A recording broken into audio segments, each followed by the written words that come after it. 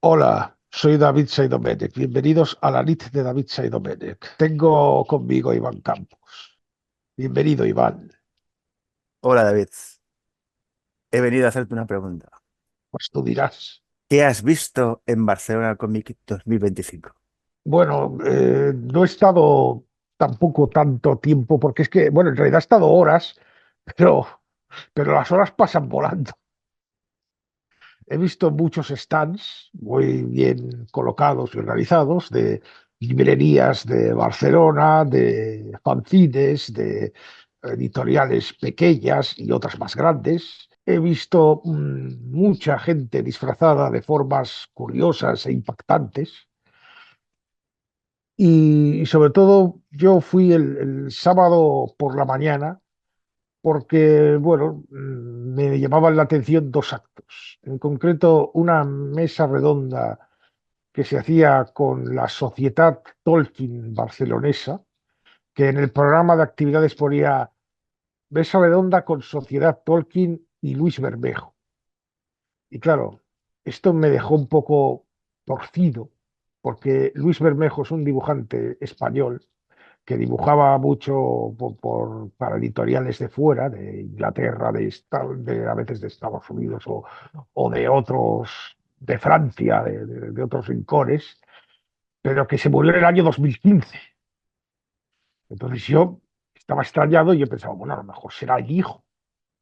Y bueno, no era el hijo, era simplemente la sociedad Tolkien, la moderadora, que era Karen Madrid, que no es de la sociedad Tolkien, pero y un representante de la sociedad Tolkien, Carlas Sabay creo que se llama, y otro que había sido amigo de Luis Bermejo, y estuvieron hablando de su trayectoria. Este hombre fue el único, o sea, el que dibujó uno de los pocos cómics que existen del Señor de los Anillos, prácticamente el único, porque es que la sociedad Tolkien, o sea, el Tolkien Estate, los custodios de los derechos son muy estrictos a la hora de concederlos.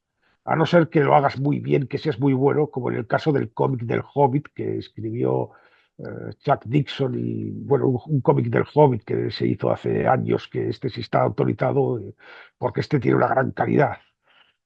Y este cómic del Señor de los Anillos en realidad no era una adaptación autorizada directamente por el Tolkien Estate, sino que era el Tolkien Estate lo que autorizó fue la película de dibujos animados de Ralph Bakshi de 1977.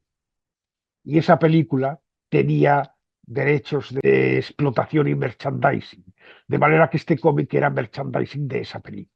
El señor Luis Bermejo, pues fue el que se encargó de dibujarlo y se publicó, no se pudo publicar en territorio anglosajón, en Estados Unidos, o sea, en inglés, ni en el Reino Unido ni en Estados Unidos. Se publicó solo en español, en italiano, en polaco, creo, en alemán, en una serie de, o sea, en Europa, básicamente. Bueno, le explicaron además que el hombre estaba un poco constreñido porque, porque, claro, le mandaron un borrador del guión y una serie de bocetos de los diseños de los personajes y se tenía que ceñir a esos diseños.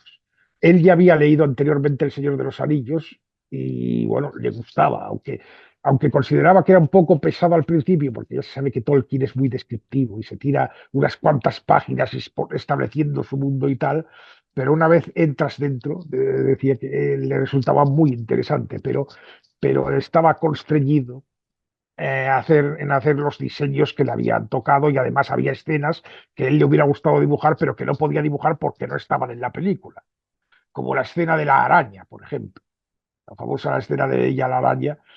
Bueno, pues eh, estuvieron contando un poco su vida. El hombre hizo todos los palos. O sea, era un todoterreno que le encargaban western, hacía western, le encargaban historias de aventuras tipo una de romanos, una de espartanos, una sobre espartanos que dicen que luego influyó a Frank Miller en 300.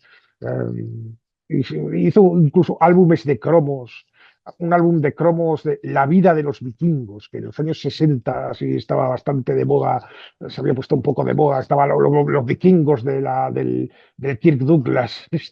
Y en un momento dado le preguntaban también al que exponía, el amigo de Luis Bermejo, si siempre trabajaba por encargo. Y siempre no. Era lo que más hizo porque no se podía permitir otra cosa. Era vivir del cómic siempre ha sido difícil en España y en esa época más. Y bueno, él, de hecho fue mucho más reconocido fuera que aquí. Aquí no, no sabía nadie nada de él y en cambio afuera, en el extranjero, pues él trabajó para la revista Creepy, eh, aquella de terror, de historias de terror, hizo historietas y portadas. Y entre los lectores se ve que era muy popular, tan popular como para que le dedicaran un solo número a él, un solo número a poner en su trabajo. Pero sí que llegó a hacer algunas obras personales al final de su vida, precisamente después de hacer la adaptación del Señor de los Anillos. Como se había quedado con el intríngulis ese, hizo un cómic que se llamaba algo así como Los Ocho Anillos. Esto era una historia Por de cierto, fantasía. yo tuve en las manos ese TVO, el del Hobbit, y no lo compré, fui idiota, digo. Pero gráficamente el dibujo, o sea, tengo que decir que estaba en la línea de Tolkien, pero de lo que él quería. Porque tú ves tú ves sus dibujos y su imaginario, y ese TVO del Hobbit que estaba en la línea de Tolkien. A Tolkien le hubiera gustado. Es muy posible, es muy posible. Porque tú coges, por ejemplo, tengo aquí Tom Bombadil, y tengo que reconocer que sí, que se plasma, o sea, aunque se nota la diferencia del dibujo, es fiel a la estética. A nivel artístico le hubiera gustado mucho. Y el uso de los colores también está muy logrado, ¿eh? Pero mira, me Sí. arrepiento de no haberlo comprado. Fui tonto. Porque ahora ese Yo ejemplar. también he tenido la ocasión de comprarlo y no acababa de decidirme por Pero aquello es que de ahora, que... ahora valdría una pasta, ¿sabes? Porque No, estará no, agotado. no tan agotado. El año pasado lo volvieron a reeditar. Ah, entonces ya ha perdido valor. Es que la Sí, gracia sí, está no. en. Es como, por ejemplo, la Ahora masa. si lo quieres encontrar es relativamente fácil encontrarlo, ¿eh? A lo mejor pasó por una librería. Es como encontrar la masa versus Batman, que ese no lo van Ya. a reeditar no en la vida. Pues decía que después de los encargos, después de la adaptación del Señor de los Anillos, eh, hizo una obra un poco más personal que era Los Ocho Anillos de Elibari, que esto de entre anillos se da el juego, pues era una historia mezcla de ciencia ficción y fantasía, porque imagino que también tenía, parece que echando un vistazo al argumento, parece que tenía posibles influencias también de Flash Gordon y Star Wars ahí mezclado, pero bueno, era una historia también muy fantasiosa con espadas y estas cosas, y incluso hay una escena con una araña gigante. Digamos que se desquitó de que no podía ver, de que no pudo dibujar la escena de la araña que tanto le gustaba, pues ahí, ahí puso una escena en la que el héroe se enfrenta a una araña gigante, que claramente pues es un guiño. Y bueno, esta la historia también hizo algunas historias, hizo uno de sus últimos cómics, era sobre, era una especie de thriller de los años 40 así, incluso estaba en blanco y negro. Bueno, él siempre dibujaba en blanco y negro. El color luego lo ponían después. El sueño eterno era, sí, un cómic así de, pues de género negro, de tipo gangsteril, y se ve que este tema le iba mucho, y bueno, esto fue lo que más disfrutó haciendo, parece ser. Y dice, y bueno, también te hablaron de que lo que he dicho del color, pues que eh, el color que se le puso en España, aunque él daba indicaciones, él no lo controlaba, y el color que se le puso en España no le acaba de gustar, y el color que más le gustaba decía que era el de la edición italiana. Si alguien puede conseguir la edición italiana. Fíjate cómo estaba el mundo del cómic en aquella época. Luis Bermejo solamente tenía de la edición española los dos primeros números, le faltaba el último, se lo tuvieron que regalar. Se lo tuvo que regalar el amigo que estaba hablando en la ponencia. bueno, esta ponencia fue interesante y fue descubrir a alguien que yo tampoco es que conociera demasiado y, y está bien, es interesante. Después, justo después, había en la misma sala, que por cierto, en este año, una cosa que han cambiado, tal vez sea por petición del público. En el año pasado y en los anteriores, que se hacía en la Fira de Barcelona, en el pabellón este, pues había, subías las escaleras y arriba estaban las salas de actos, diferentes salas cerradas y, y acondicionadas, o sea, salas de actos con sillas y todo eso. Este año no. Este año no se podía subir en las escaleras, solo estaba reservado para los acreditados.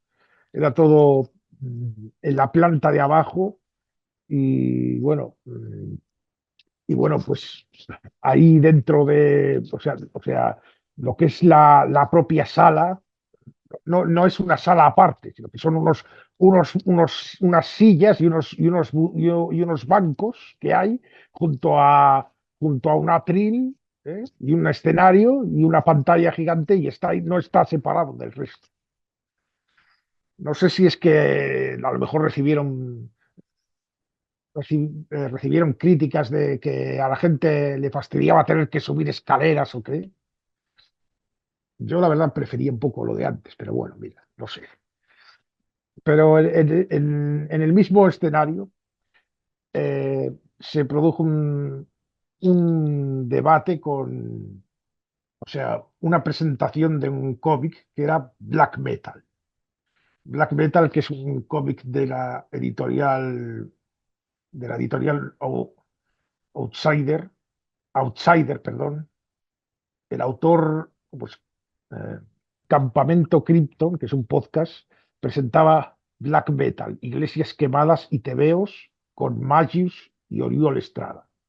Oriol Estrada, pues es también llamado Capitán Urias, es un hombre que ya le había visto antes en algún que otro acto de homenaje a Dragon Ball y Akira Toriyama, que se murió y ha habido muchos actos y este hombre pues estaba por ahí porque es experto en divulgador de la cultura japonesa, pero también, mira tú lo que son las cosas, es un gran conocedor del mundo del metal extremo, de death metal, black metal, incluso conocedor de artistas de este índole, incluso he contado alguna anécdota interesante de cuando fue a entrevistar a un músico que había estado en la cárcel por asesinato y estaba el hombre tenso, pensando, me tengo que encerrar ahora con este señor, pero al final resultó ser muy cordial, lo que son las cosas.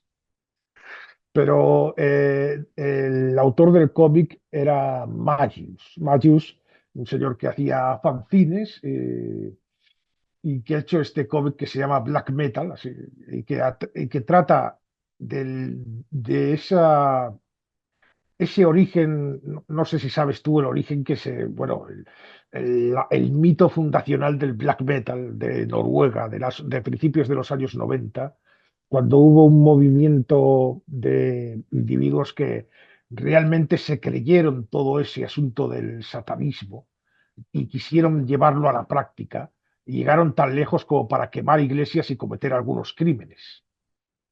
Eh, y No, no, no soy conocedor de tal funesto evento, pero pues ilústrame. bueno, Eh, es una historia muy larga. Hay un libro llamado Señores del Caos, que es muy mítico, que cuenta toda la historia. Eh, Era una serie de jóvenes, muy jóvenes, de Noruega, que empezaron a experimentar con el sonido metal y a llevarlo a extremos, a mayores extremos, y a intentar vivir como auténticos satanistas porque muchos de ellos eran marginales y tenían problemas psicológicos graves, otros no, otros eran simplemente gamberros, que luego cuando se hicieron mayores se olvidaron de todo eso. Pero claro, grupos como Venom, que hacían la pose satánica pero solo para provocar. Y que hoy día son unos vejestorios que cuando se acuerdan de esa época se ríen. ¿Te acuerdas cuando éramos críos, íbamos de satánicos? Me cago en la Pues esto se lo tomaron en serio.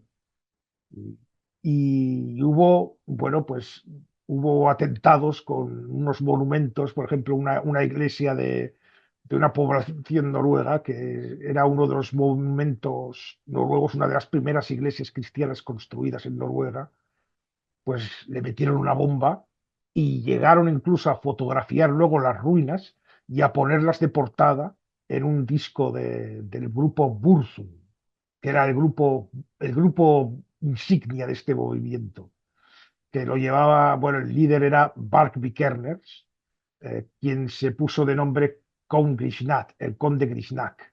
Grishnak extraído, nombre extraído del Señor de los Anillos. Es un orco, Grishnak.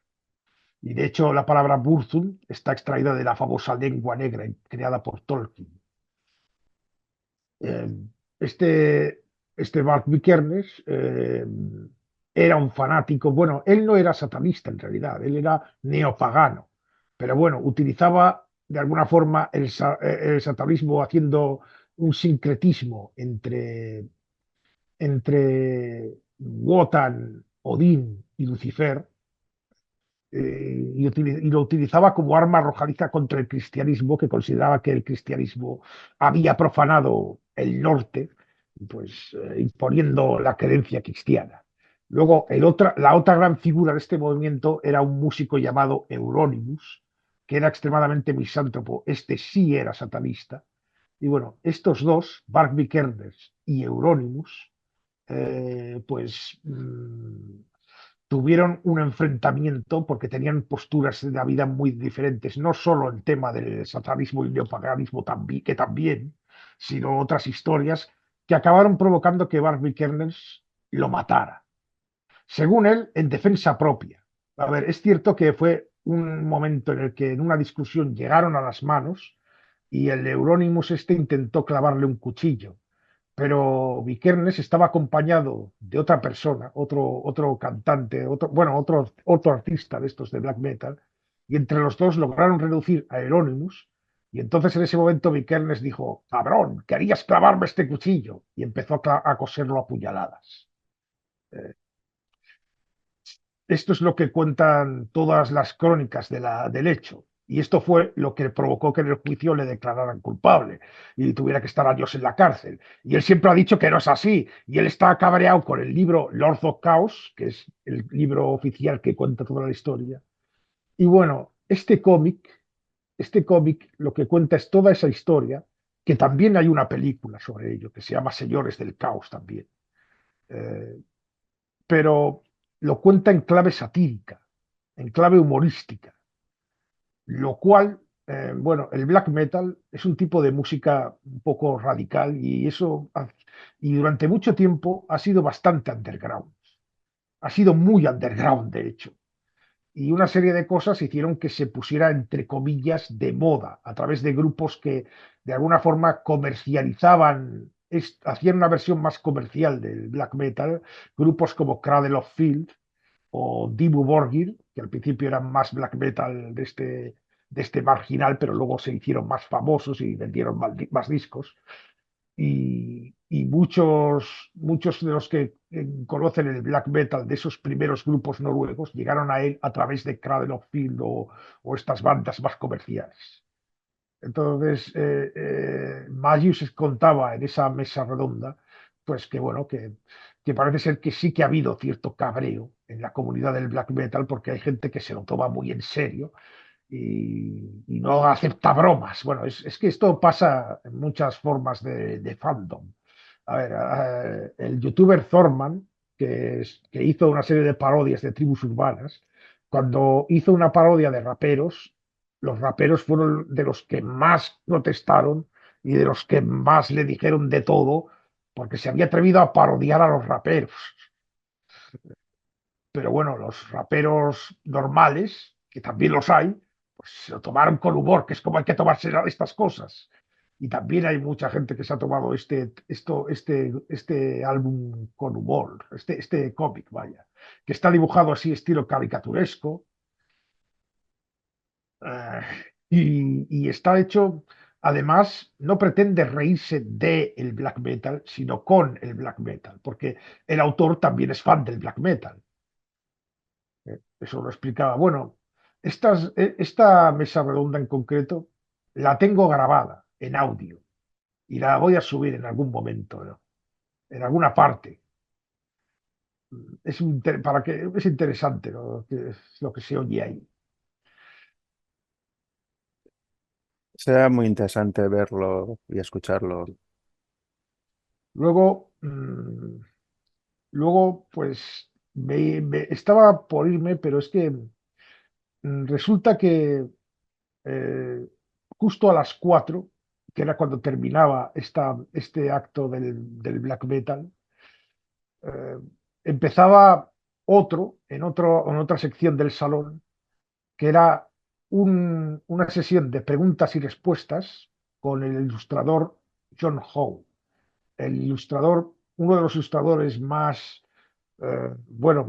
importantes que han ilustrado a Tolkien, que solían ilustrar portadas y pósters y toda clase de, de mercaderías, y junto con Alan Lee era el favorito de los fans de Tolkien durante muchísimo tiempo, y fue por eso que cuando Peter Jackson hizo sus películas llamó a esos dos, porque quería seguir muy de cerca su estilo.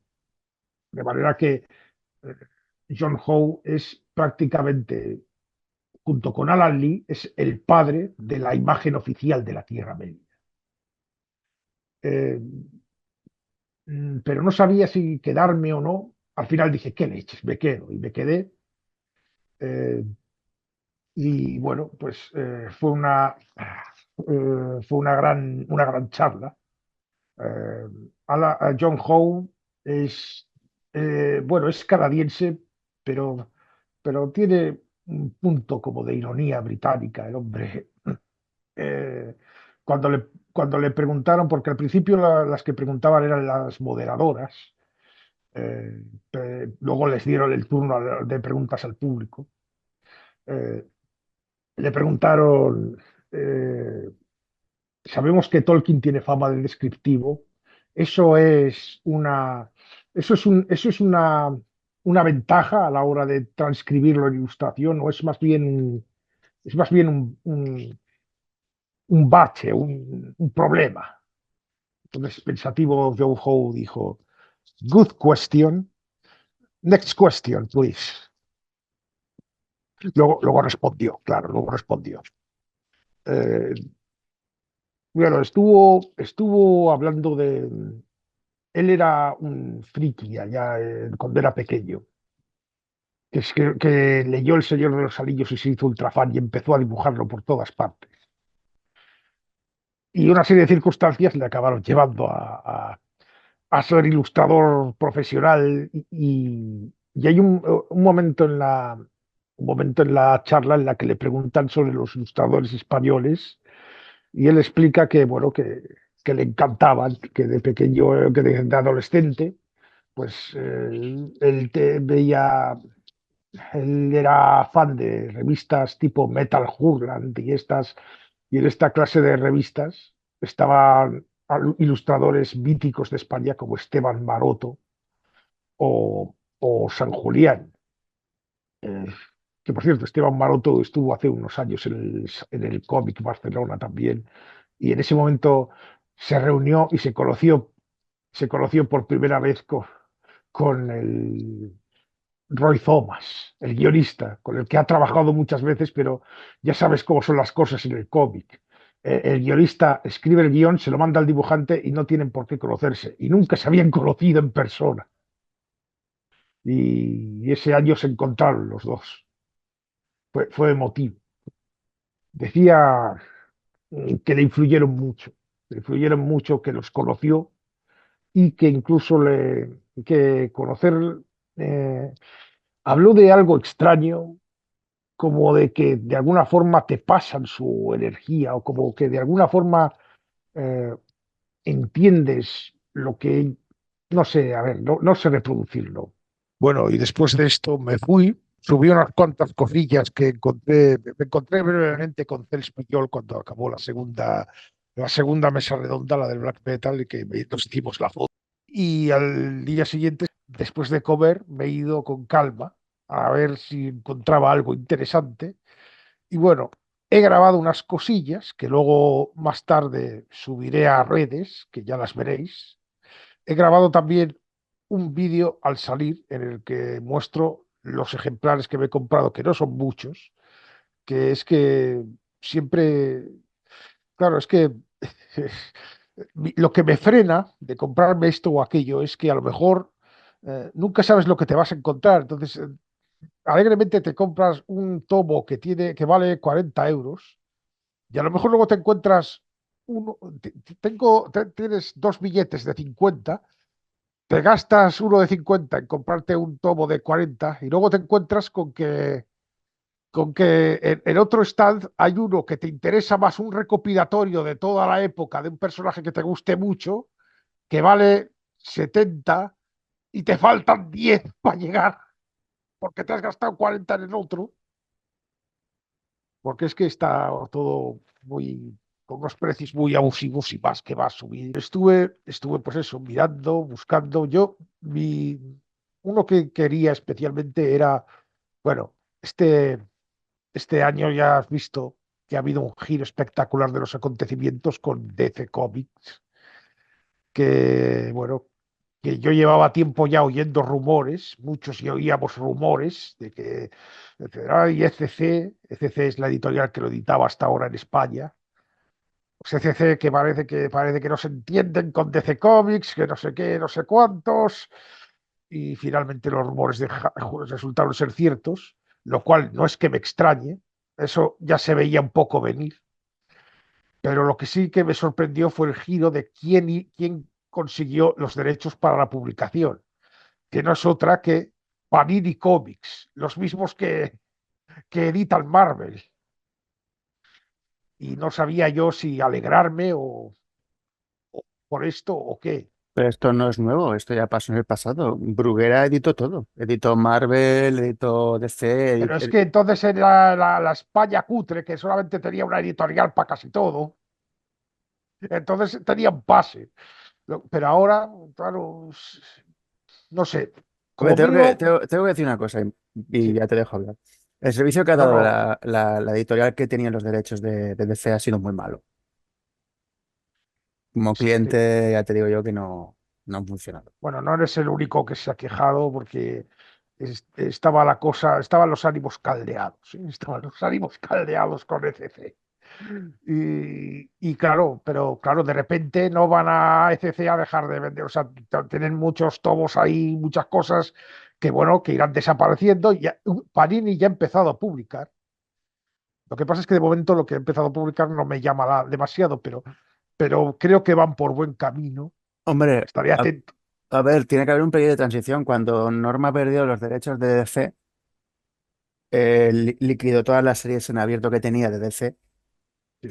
y ya lo pasó a publicar Planeta. Yo supongo que por contrato tendrían que acabar, ¿no? Pero bueno, eso ya es otra cosa. Bueno, no sé cómo lo han hecho esta vez, pero yo he visto cosas en venta de ECC y estaba buscando pues un cómic de ECC que, bueno, que no es que sea ultimísimo, pero tampoco es de hace mucho, es de hace unos meses. ECC estuvo editando en castellano la serie Acertijo Año uno, escrita por Paul Dano. ¿eh? Paul Dano, el actor que interpretó a Enigma, al acertijo, en la película de Batman, la de Robert Pattinson haciendo de Batman.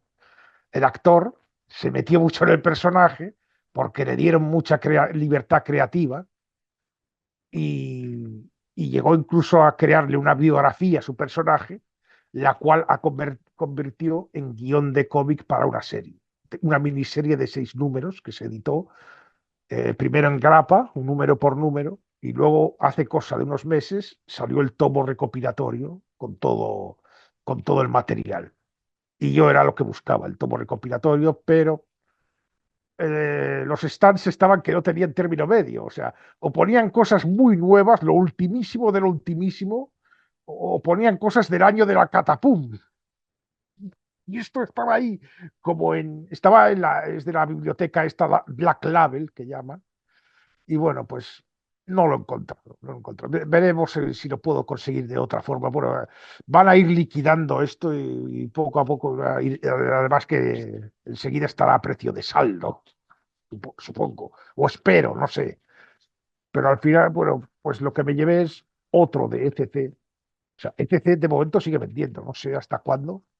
Tampoco es que me haya informado yo mucho, lamento mi ignorancia. Pero el que me he llevado de ECC es Joker Año 1. Joker Año 1, que este cómic lo compré, no sabía que, es que los Año 1 en general, salvo excepciones, es que, claro, desde, desde que tuvieron la manía de empezar a hacer años 1, el primer Año 1 fue el de Batman, Batman Año 1, pero luego empezaron que si este Año 1, Año 1, y no todos esos Años 1 son especialmente buenos, algunos sí, algunos están bien, otros son mejorables. eh, de este le he dado una oportunidad porque he oído hablar bien. Eh, Parece ser que este Joker Año 1 lo que cuenta es, eh, bueno, desde que Joker tiene el accidente con el cubo de productos químicos, siendo Capucha Roja, eh, hasta que el Joker emerge como criminal por primera vez en Gotham City. En ese impasse pasa un año. ¿Qué estuvo haciendo el Joker entonces? Parece ser que esto es lo que intenta responder este cómic. ¿Qué pasó en ese año en el que el Joker estaba en la sombra bueno, estaba más o menos creando, pues, por ejemplo, creando su veneno, creando sus armas, creando su su pequeña banda de seguidores? Y claro, esto lo que todavía no lo he leído entero, porque he leído aún las primeras páginas, no he tenido tiempo aún de leerlo entero. Parece que está encuadrado, claro, en el nuevo universo DC que empezó la década anterior. Eh, este nuevo universo DC, este rebuteo que hicieron, pues con una nueva historia, pues en esta nueva historia era la banda de capuchas rojas, tenían un líder, no es capucha roja, sino que es la banda de capuchas rojas y está encuadrado en ese origen. De todas formas, la primera página ya hace un calco a la mítica, icónica viñeta de Brian Boland del Joker carcajeándose y llevándose las manos a las sienes, pues hace un calco homenaje. Eh, los dibujantes, uno de ellos me gusta bastante, que es Andrea Sorrentino.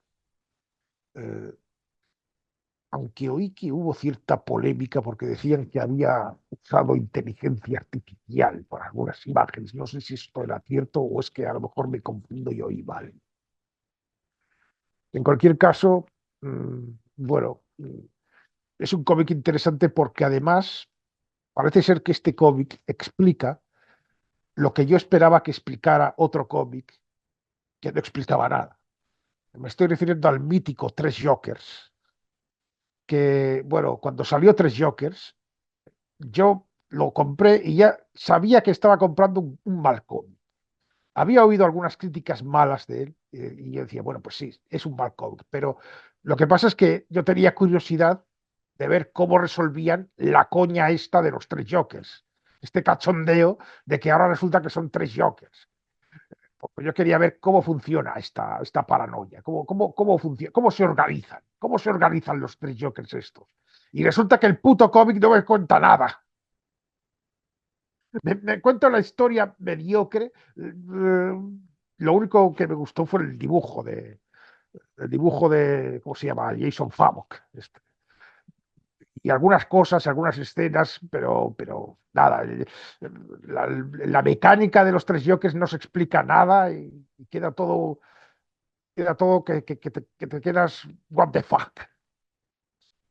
Pues según he oído, en este cómic sí que se explica cómo se organizan los tres Jokers. Y eso, bueno, veré, ya veré si cuando finalmente lo lea, pues comentaré si realmente se hace o no. Por lo que llevo leído, parece que van en esa línea.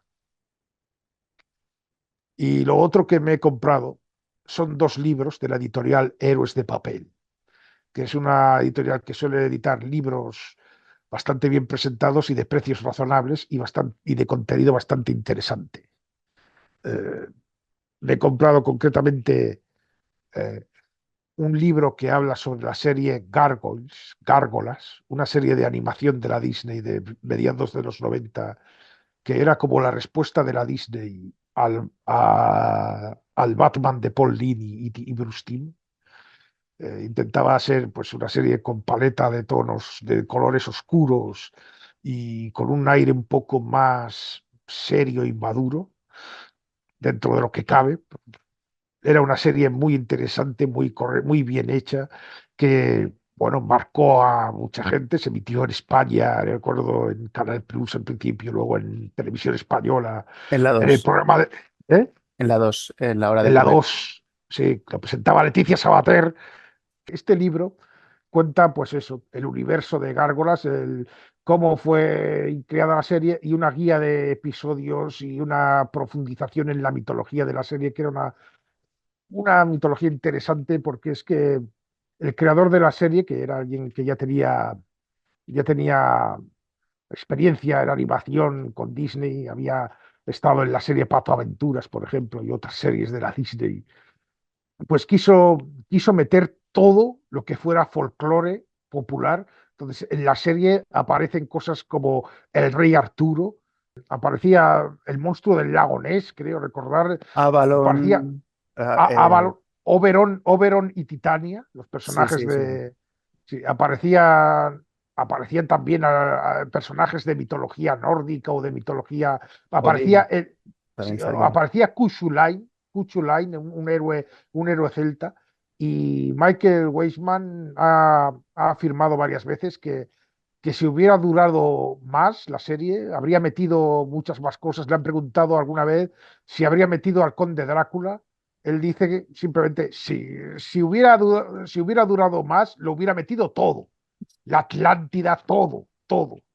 También Macbeth, era muy shakespeariana también. Salía mucho Macbeth y el malo era muy carismático. Era un David Shanatos, un empresario malo, pero no, tampoco demasiado malo, pero era malo, con mucho carisma y muy inteligente y con mucha personalidad. Y bueno, y este libro pues habla de todo eso.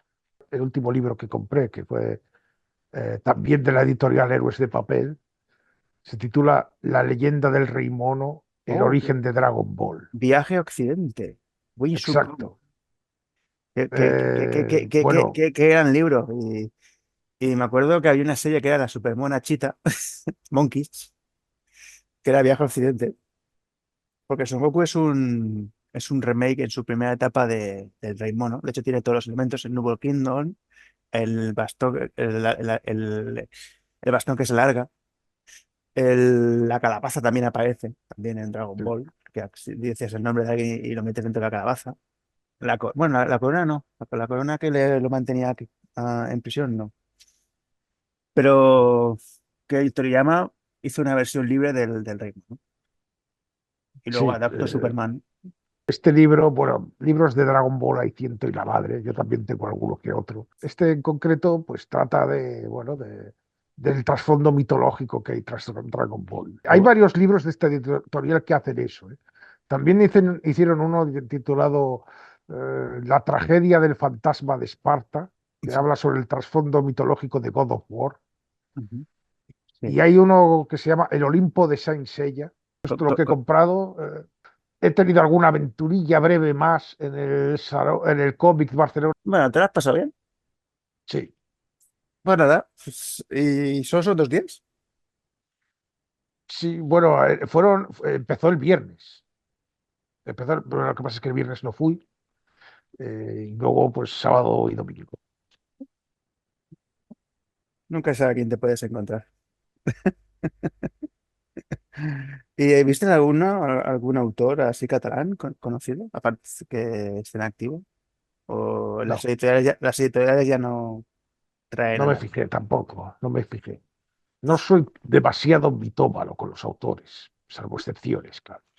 No, hombre, a ver, por motivos de trabajo a veces coincides con algún autor de relevancia considerable, como ya bien sabes, y es interesante hablar con ellos.